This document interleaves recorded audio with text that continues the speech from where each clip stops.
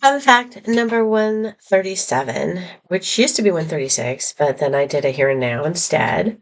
But this was a while ago. I wrote this idea down because I would say probably right after the last recording, I had a change in my mindset, which was I'm kind of a little bit more at peace. I mean, I know the here and now sounded, kind of sad, but my mindset, I was still kind of peaceful when I got into the sadness. But my mindset change has been really like there's been a few things that have helped me change my mindset. I think I've always diminished myself throughout my life. I have done good things. I've been smart. I'm accomplished in a lot of ways. But I always put myself down even when I'm complimented, and I'm going to stop doing that too. But I'm trying to own the positive parts about me more. And so I feel like I think I took other when it was really somebody else's problem, I took it on myself. I took the blame for what happened or what didn't happen or whatever. And I started doing this thing where I'm like, this is I'm owning this and this is not mine to own.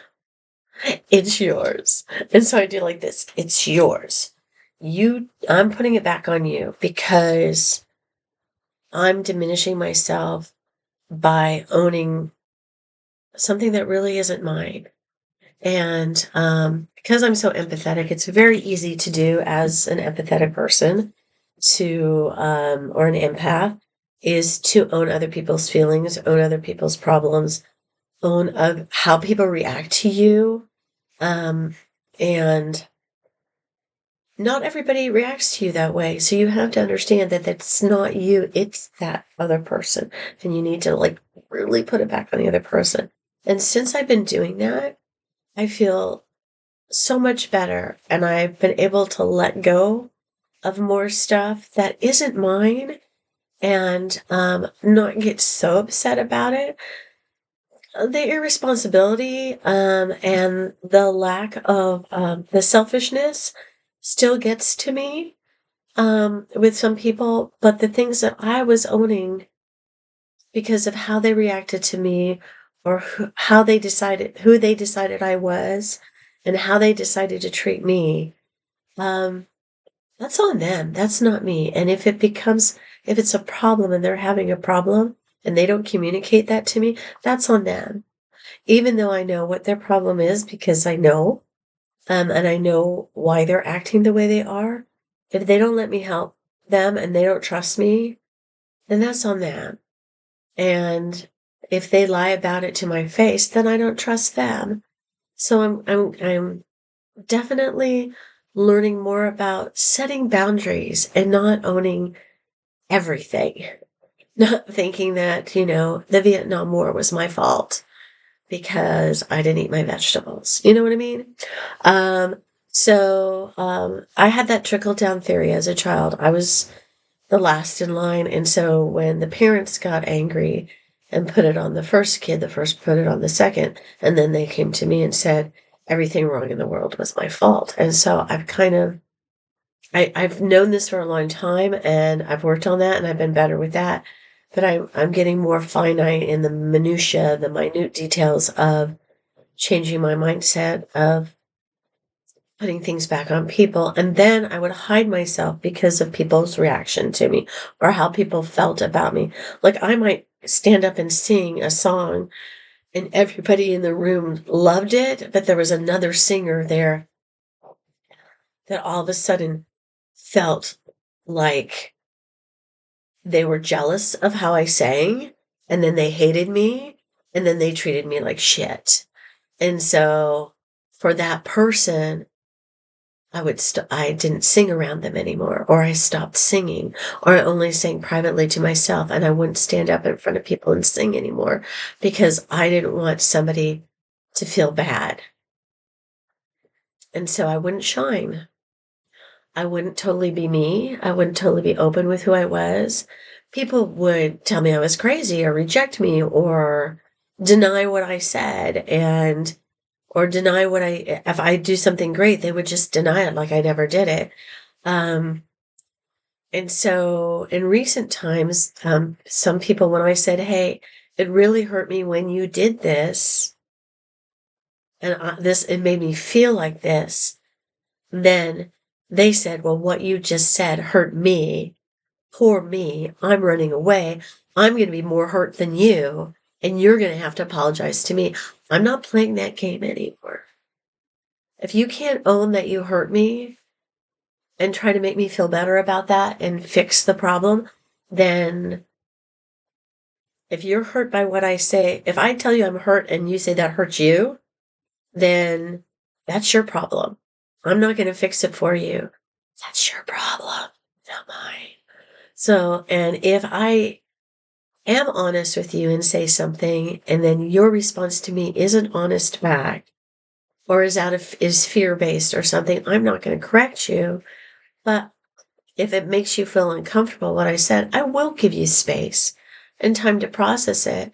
And if I say, hey, do you think we can still be friends now? And you say yes, and I take you at your word, and then you start treating me like shit, and we're not friends anymore. Don't lie to me if you don't think we can be friends anymore. Tell me the truth. Or just say, I'm still processing everything that happened, and I'm not sure how I feel about everything. You don't have to have an answer, but don't lie to me, because then it makes me not trust you. So I was owning that for a while because I thought it was my fault.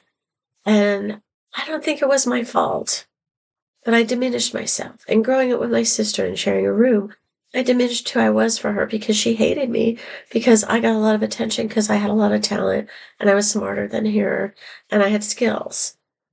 She was tall, blonde, and beautiful, like a model. And I am not. I am curvy and brunette and auburn, really.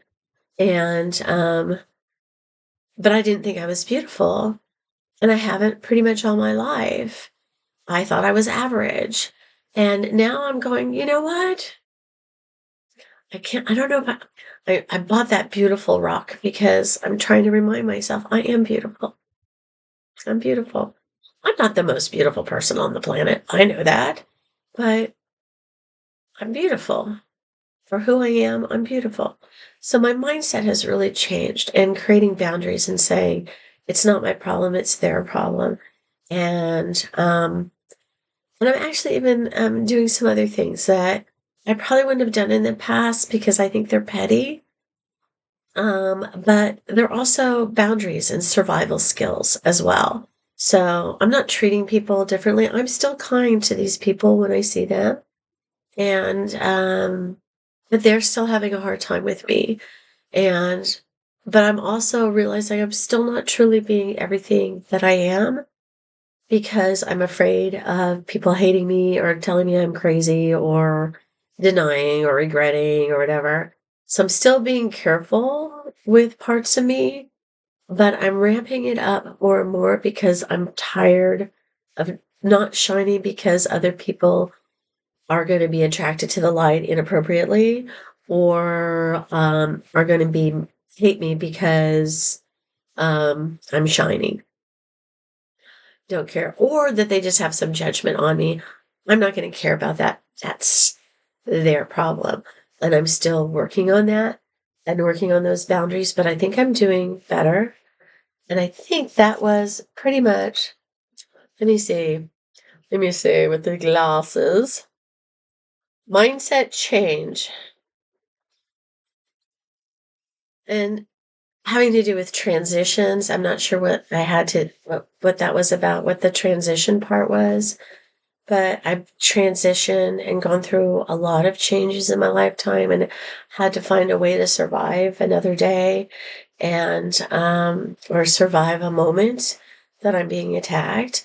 And maybe that's the transitions, or maybe it's just transitions in mindsets. Like an 18-year-old was in love with me, and a 22 and a 25 and a 36 and 38.